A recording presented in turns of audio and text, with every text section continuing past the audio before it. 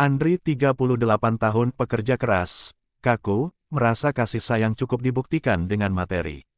Maya 35 tahun istri yang merasa kesepian, emosional, merindukan kehadiran sosok suami. Biasa 55 tahun asisten rumah tangga yang sudah lama ikut keluarga ini, saksi bisu konflik.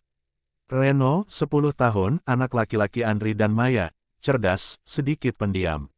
Sinta 7 tahun anak perempuan Andri dan Maya.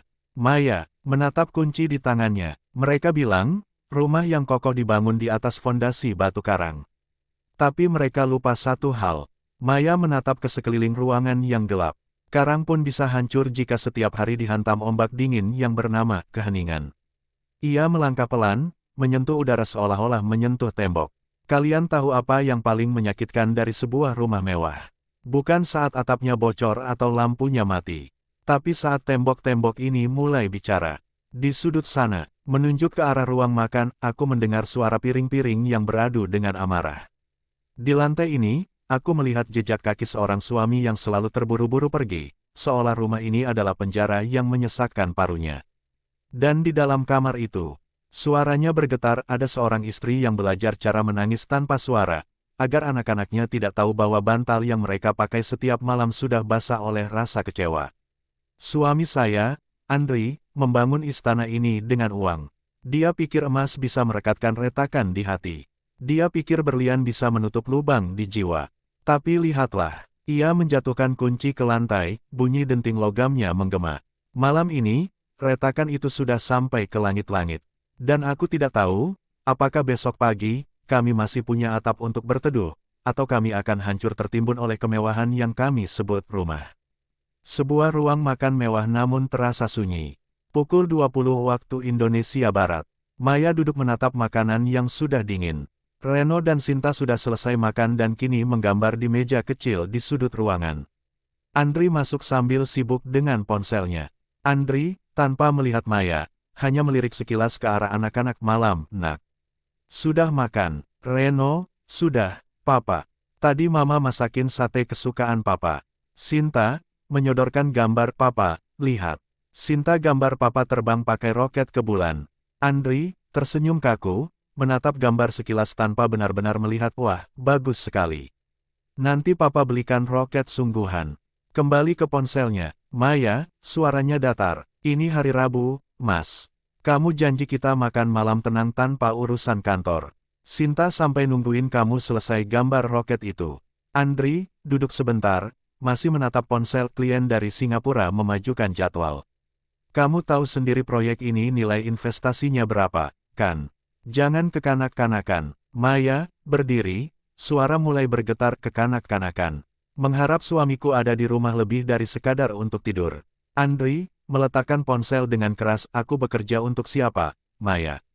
Untuk rumah ini, untuk mobil yang kamu pakai, untuk semua kenyamanan ini. Anak-anak butuh masa depan yang terjamin. Maya, aku tidak butuh rumah sebesar ini kalau isinya cuma gemas suaraku sendiri, Mas. Aku butuh kamu, tapi sepertinya kamu sudah menikah dengan pekerjaanmu. Reno dan Sinta saling berpandangan, lalu Reno menarik tangan Sinta, membawa adiknya menjauh ke arah ruang keluarga. Reno, ayo Sinta, kita main di kamar saja. Keduanya pergi meninggalkan ruang makan yang tegang. Ruang tamu, 1 jam kemudian. Andri sedang mengemasi berkas di meja, Maya berdiri di ambang pintu. Reno dan Sinta mengintip dari balik tiang di koridor. Maya, kapan terakhir kali kita bicara tanpa bertengkar? Atau kapan terakhir kali kamu bertanya bagaimana perasaanku? Andri, menghela napas panjang. Aku lelah, Maya. Aku pulang ingin istirahat, bukan di sidang. Kalau kamu merasa kurang uang belanja, bilang. Jangan buat drama. Maya, tertawa getir. Uang. Selalu uang. Kamu pikir luka di hati bisa ditambal dengan transferan bank? Maya melempar sebuah amplop ke meja. Andri, membuka amplop, isinya brosur apartemen sewa. Apa-apaan ini? Maya, aku sudah mencari tempat tinggal baru. Kecil, mungkin sempit. Tapi setidaknya di sana aku tidak perlu menunggu orang yang tidak pernah benar-benar pulang. Andri, mulai emosi. Kamu mau meninggalkan rumah ini. Setelah semua yang aku bangun. Kamu egois. Bagaimana dengan anak-anak? Maya, aku yang egois. Kamu membangun rumah ini dengan tembok yang terlalu tinggi sampai kamu sendiri tidak bisa melihat isinya hancur. Anak-anak lebih sering bertanya pada Biasah di mana ayahnya daripada padaku, karena mereka tahu jawabannya selalu sama, papa sedang sibuk. Mereka butuh papa, Mas. Bukan hanya figur pencari nafkah. Sinta mulai terisak pelan, Reno memeluk adiknya. Suara isakan Sinta menarik perhatian Andri dan Maya. Andri, melihat anak-anak Reno. Sinta, kenapa kalian di sini? Maya, berjongkok menghampiri anak-anak, sayang. Kenapa nangis? Sinta, melihat ke Andri dan Maya dengan mata berkaca-kaca, Mama. Papa, jangan bertengkar lagi. Sinta takut, rumahnya nanti roboh. Reno, dengan suara kecil tapi tegas Papa, Sinta cuma mau papa cerita dongeng sebelum tidur, bukan roket sungguhan. Mama juga jadi sering nangis sendirian di dapur. Andri dan Maya terdiam, terpukul oleh ucapan anak-anak mereka. Wajah Andri terlihat shock, Maya memeluk anak-anaknya erat. Perlahan Andri mendekat, namun ragu untuk menyentuh mereka. Teras belakang, Biasah masuk membawa teh, melihat Andri terduduk lesu di kursi kayu sementara Maya sudah masuk ke kamar dan mengunci pintu bersama anak-anak. Andri menatap kosong ke arah pintu yang tertutup. Biasah, pelan, dan Andri. Ibu tadi tidak makan seharian. Dia memasak makanan kesukaan dan dari siang. Sinta juga sudah tidur sambil memeluk gambar roket tadi. Andri, suara parau, saya hanya ingin mereka hidup enak, Bi. Saya tidak ingin mereka susah seperti saya dulu. Saya tidak tahu kalau mereka merasa seperti itu.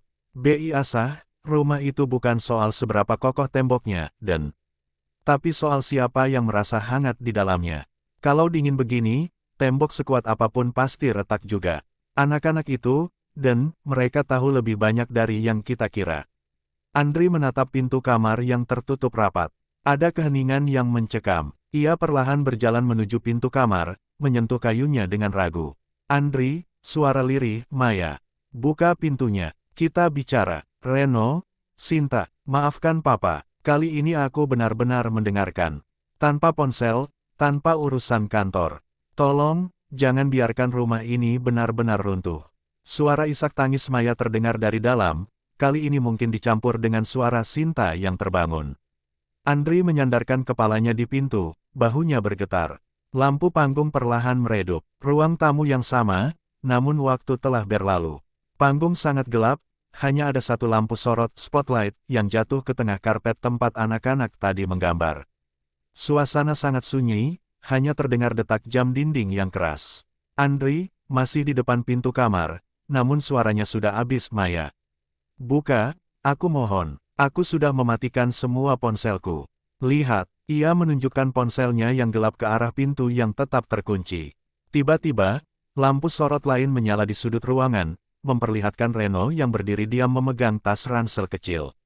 Wajahnya datar, tanpa ekspresi anak-anak lagi. Andri, terkejut Reno. Kenapa bawa tas? Ini sudah malam, nak. Reno, suaranya dingin, sangat dewasa untuk usianya. Papa bilang rumah ini dibangun untuk kami. Tapi setiap kali aku menyentuh temboknya, rasanya dingin seperti es. Mama benar, Pak, ini bukan rumah. Ini cuma kotak besar yang penuh dengan barang mahal. Andri, mendekat, ingin memeluk Reno, jangan bicara begitu. Reno, mundur selangkah, Sinta sudah tidur di dalam tas gendong Mama. Kami tidak butuh roket ke bulan, Pak. Kami cuma butuh papa yang punya waktu untuk melihat kalau kami sedang terluka. Pintu kamar terbuka perlahan. Maya keluar, ia tidak menangis lagi. Matanya kosong. Ia menggendong Sinta yang tertidur pulas, dan di tangan kirinya ada koper kecil. Ia tidak menatap Andri. Andri, suaranya bergetar hebat. Maya, jangan. Malam ini hujan. Jangan pergi sekarang. Aku bisa berubah. Aku janji. Maya, berhenti tepat di samping Andri. Suaranya pelan namun tajam seperti sembilu. Kamu selalu bilang rumah ini investasimu, kan? Selamat, Mas. Investasimu berhasil. Kamu punya segalanya sekarang, kecuali kami. Maya melangkah pergi menuju pintu keluar. Reno mengikuti di belakang tanpa menoleh lagi. Pintu depan tertutup dengan suara dentuman pelan yang menggema di seluruh ruangan. Andri, berteriak tanpa suara, jatuh berlutut Maya. Reno, Andri sendirian di tengah ruang tamu yang luas. Ia melihat ke sekeliling. Tembok-tembok mewah itu seolah menyempit, menekannya. Ia mengambil gambar roket Sinta yang tergeletak di lantai. Ia meremasnya, lalu mulai menangis meraung dalam kesunyian. Andri, isak tangisnya memenuhi ruangan. Aku punya segalanya, tapi aku tidak punya siapa-siapa. Tiba-tiba, lampu di seluruh ruangan mati satu persatu, menyisakan satu lampu kecil yang berkedip-kedip di atas kepala Andri, menunjukkan retakan besar di plafon rumah yang perlahan-lahan runtuh secara simbolis melalui bayangan. "Bi Asah," terdengar suaranya dari kegelapan, tanpa rupa terlambat dan rumah yang retaknya sudah sampai ke fondasi, tidak bisa diperbaiki hanya dengan kata maaf. Lampu padam total, hanya terdengar suara rintik hujan yang menderu keras di luar, menenggelamkan isak tangis Andri.